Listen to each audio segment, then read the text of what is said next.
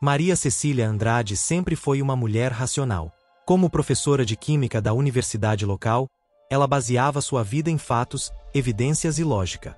Aos 34 anos, morava sozinha em um apartamento no 6º andar de um prédio antigo no centro histórico, uma construção gótica do século XIX que destoava da arquitetura moderna ao redor.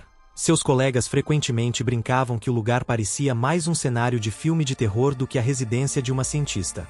O outono havia chegado com uma força incomum naquele ano.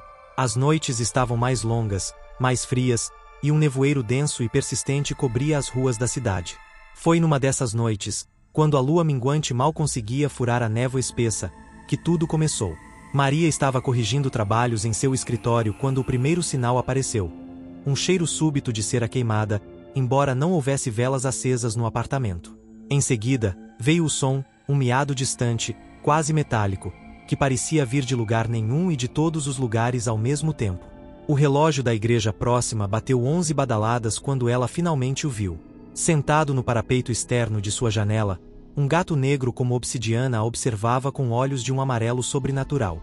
O animal estava perfeitamente imóvel, como uma estátua antiga. Não fosse pelo brilho hipnótico daqueles olhos, poderia mesmo ser confundido com uma decoração gótica do prédio. Maria bateu no vidro, mas o gato não se moveu. Nem piscou. Apenas observou. Nos dias que se seguiram, Maria começou a notar mudanças sutis em sua rotina. Seus sonhos tornaram-se povoados por sombras felinas e olhos amarelos. Acordava frequentemente às 3h33 da manhã, sempre com a sensação de estar sendo observada. Seus alunos comentavam que ela parecia mais pálida, mais distraída. As olheiras sob seus olhos cresciam, apesar das noites que passava na cama. O gato continuava aparecendo, cada vez mais cedo. Na segunda noite, às 22h59. Na terceira, às 22h58. Era como se estivesse contando regressivamente para algo. Foi na quarta noite que as coisas começaram a ficar verdadeiramente perturbadoras. Maria encontrou antigas fotografias de família espalhadas pelo chão de seu quarto. Fotos que estavam guardadas em um álbum no fundo do armário. Em cada uma delas, um borrão negro parecia ter sido adicionado ao fundo, como uma sombra felina observando os momentos registrados. Na quinta noite, seus livros de química começaram a apresentar alterações. Fórmulas mudavam quando ela não estava olhando, transformando-se em símbolos antigos que ela reconhecia vagamente de seus estudos sobre alquimia medieval. Em suas anotações, números se convertiam em runas, e diagramas moleculares assumiam a forma de círculos rituais. A sexta noite trouxe consigo uma descoberta ainda mais perturbadora. Ao pesquisar sobre a história do prédio onde morava, Maria encontrou registros de desaparecimentos inexplicáveis que ocorriam a cada 7 anos. As vítimas eram sempre mulheres solteiras, e todas relataram ter visto um gato preto antes de desaparecerem. O último caso havia sido há exatamente 7 anos. Quando o 7º dia chegou, Maria tentou sair de seu apartamento, mas descobriu que as fechaduras não funcionavam mais. Seu celular não tinha sinal, e o computador só mostrava uma tela negra com 2 pontos amarelos piscando. O ar ficou pesado com um cheiro de enxofre, e as sombras nas paredes pareciam se mover por conta própria. Às 22h53, exatamente, os primeiros arranhões começaram na porta do quarto. Os arranhões na porta do quarto cresceram em intensidade, cada rasgo na madeira produzindo um som agudo que reverberava pelos ossos de Maria. O ar estava tão denso que respirar se tornava cada vez mais difícil. As luzes do apartamento começaram a piscar freneticamente, até que todas as lâmpadas explodiram simultaneamente, deixando apenas a luz avermelhada da lua que agora tingia o céu noturno. Maria recuou até a janela, seus dedos trêmulos agarrando um pesado crucifixo de bronze que havia pertencido à sua avó. Através da madeira rachada da porta, ela podia ver algo se movendo, uma substância negra e viscosa que parecia tanto líquido quanto fumaça, escorrendo através das fissuras como tentáculos de escuridão viva. Foi então que as vozes começaram. Primeiro, eram sussurros incompreensíveis, como o som de folhas secas ao vento. Gradualmente, tornaram-se mais claras, eram vozes femininas, dezenas delas, todas falando ao mesmo tempo em diferentes línguas. Maria reconheceu algumas palavras em latim, outras em um idioma mais antigo que ela não conseguia identificar. Entre os sussurros, distinguiu nomes, os nomes das mulheres desaparecidas que ela havia encontrado em sua pesquisa. A porta finalmente cedeu, implodindo em uma chuva de lascas e poeira negra. O que entrou não era mais apenas um gato, era uma aberração que desafiava a lógica e a sanidade. A criatura ainda mantinha uma forma vagamente felina, mas seu corpo parecia ser feito de sombras líquidas que constantemente se retorciam e mudavam. Seus olhos, agora do tamanho de pratos, brilhavam com um vermelho infernal, e sua boca se abria num sorriso impossível que revelava fileiras infinitas de dentes afiados, cada um refletindo uma memória diferente das almas que havia consumido. Finalmente nos encontramos adequadamente. Maria Cecília, a criatura falou, sua voz uma cacofonia de miados e gritos sufocados. Você não imagina quanto tempo esperei por este momento. O que você quer de mim? Maria conseguiu balbuciar, o crucifixo tremendo em suas mãos. O ser riu, um som que fez as paredes vibrarem e os vidros das janelas trincarem. Quero o que sempre quis, desde que fui aprisionado neste edifício há séculos. Preciso de almas para manter minha existência, e as suas predecessoras já não me satisfazem mais. Conforme falava, as sombras ao redor da criatura começaram a tomar forma, revelando silhuetas espectrais de mulheres, todas as vítimas anteriores, seus rostos contorcidos em expressões de agonia eterna. Maria reconheceu algumas delas das fotografias que havia encontrado em sua pesquisa. Mas você é diferente, continuou a criatura, avançando lentamente. Sua mente científica, sua busca pela verdade, sua alma tem um sabor especial que eu posso sentir desde a primeira noite. As outras apenas gritaram e imploraram, mas você tentou entender. Maria sentiu suas costas baterem contra a janela. Não havia mais para onde recuar. O crucifixo em suas mãos começou a esquentar, e ela notou que os símbolos gravados no bronze estavam brilhando com uma luz própria. Vou lhe oferecer uma escolha, Maria, o ser ronronou, agora a apenas alguns passos de distância. Pode se juntar a mim voluntariamente, tornar-se parte de algo maior que sua existência mortal jamais poderia compreender. Ou pode resistir, como as outras, e passar a eternidade como mais uma voz no coro dos condenados. As sombras ao redor da criatura se agitaram violentamente, e as silhuetas das mulheres presas começaram a gritar em uníssono. Algumas implorando para que Maria fugisse, outras incentivando-a a aceitar a oferta do monstro. O crucifixo em suas mãos estava agora queimando com intensidade, e Maria percebeu que os símbolos nele gravados não eram simples decorações, eram runas antigas, semelhantes às que haviam aparecido em seus livros de química.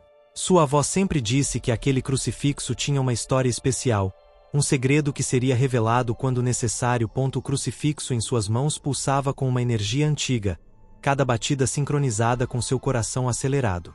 As runas gravadas no bronze brilhavam com intensidade crescente, projetando sombras dançantes nas paredes do quarto. Maria sentiu um conhecimento ancestral fluindo através do objeto, como se as memórias de gerações de guardiãs antes dela estivessem sendo transferidas diretamente para sua mente. A criatura felina sibilou, recuando ligeiramente. O selo de Salomão. Sua avó era mais do que aparentava, não é? Uma das últimas guardiãs. As memórias inundaram a mente de Maria como um turbilhão. Sua avó não era apenas uma doceira do interior, era membro de uma antiga ordem de mulheres que mantinham entidades demoníacas presas em locais sagrados. O prédio gótico não era uma simples construção antiga, era uma prisão mística, e o crucifixo em suas mãos era uma das chaves que mantinham o selo. Por séculos, continuou a criatura, suas formas sombrias ondulando como fumaça tóxica, sua linhagem me manteve aprisionado aqui. Mas os tempos mudaram. As antigas tradições foram esquecidas. As guardiãs morreram uma a uma, até que apenas sua avó restou. E ela, tola romântica, acreditou que você descobriria seu legado naturalmente. Maria ergueu o crucifixo, que agora queimava com luz própria. As silhuetas espectrais das mulheres mortas começaram a se agitar mais violentamente, suas vozes se elevando num coro de lamentação. Não seja tola como sua avó, rugiu o demônio. Você não tem o treinamento necessário. Não conhece os rituais. Um único erro e sua alma será destruída, não apenas aprisionada, mas completamente aniquilada. Ele estava certo. Maria podia sentir o poder do crucifixo, mas não sabia como controlá-lo. As runas pareciam sussurrar instruções em sua mente, mas eram fragmentadas, incompletas. Cada segundo que passava, o metal ficava mais quente, mais instável. Foi então que ela compreendeu: havia um motivo para o demônio estar preso especificamente naquele prédio. O local tinha sido construído sobre um nexo de energia mística, um ponto onde as barreiras entre as dimensões eram mais finas. Se ela não pudesse aprisionar a criatura novamente. Você está certa, disse uma voz suave, a voz de sua avó, ecoando através das memórias do crucifixo. Às vezes, o maior sacrifício é necessário para o bem maior. Maria olhou pela janela atrás de si. 6 andares de queda livre até o pátio interno do prédio, que, ela agora sabia, havia sido construído em forma de pentagrama. Não! Rugiu o demônio, avançando com suas garras estendidas. Em um movimento rápido, Maria girou e quebrou a janela com o crucifixo. O vidro explodiu para fora numa chuva de cacos brilhantes. Sem hesitar, ela saltou. A queda pareceu durar uma eternidade. O ar gelado cortava seu rosto enquanto ela despencava, ainda segurando firmemente o crucifixo. Acima, o demônio gato urrava em fúria, suas sombras tentando alcançá-la, mas impedidas por uma barreira invisível, ele ainda estava preso aos limites do apartamento. No último momento antes do impacto, Maria viu as runas do crucifixo brilharem com intensidade cegante. O pátio interno do prédio se iluminou, revelando antigas inscrições gravadas nas pedras. Seu último pensamento foi uma prece silenciosa para que funcionasse. O impacto foi apocalíptico. Uma explosão de luz branca e pura emanou do ponto onde Maria caiu, subindo em espiral pelos 6 andares do prédio. As sombras demoníacas foram sugadas para dentro do vórtex de energia, seus gritos ecoando pela noite como milhares de gatos agonizantes. As almas aprisionadas das mulheres anteriores foram finalmente libertadas, ascendendo aos céus como faíscas douradas. Quando tudo acabou, o silêncio voltou a reinar no velho prédio gótico. No pátio interno, entre os escombros e poeira, jazia o corpo de Maria Cecília Andrade. Em sua mão direita, o crucifixo de bronze estava fundido à sua carne, as runas agora permanentemente apagadas. Nos dias que se seguiram, muitos juraram ter visto uma nova estrela no céu, brilhando com um tom dourado peculiar. Outros dizem que, nas noites de lua minguante, é possível ver uma figura feminina nas janelas do 6º andar, não mais uma prisioneira, mas uma guardiã, velando eternamente para que algumas portas permaneçam fechadas. O prédio gótico ainda está lá, silencioso e imponente. Às vezes, um gato negro pode ser visto sentado em seu telhado, mas seus olhos não são mais amarelos ou vermelhos, são de um dourado suave, quase humano, observando e protegendo a cidade que uma professora de química uma vez salvou com o último e maior dos sacrifícios.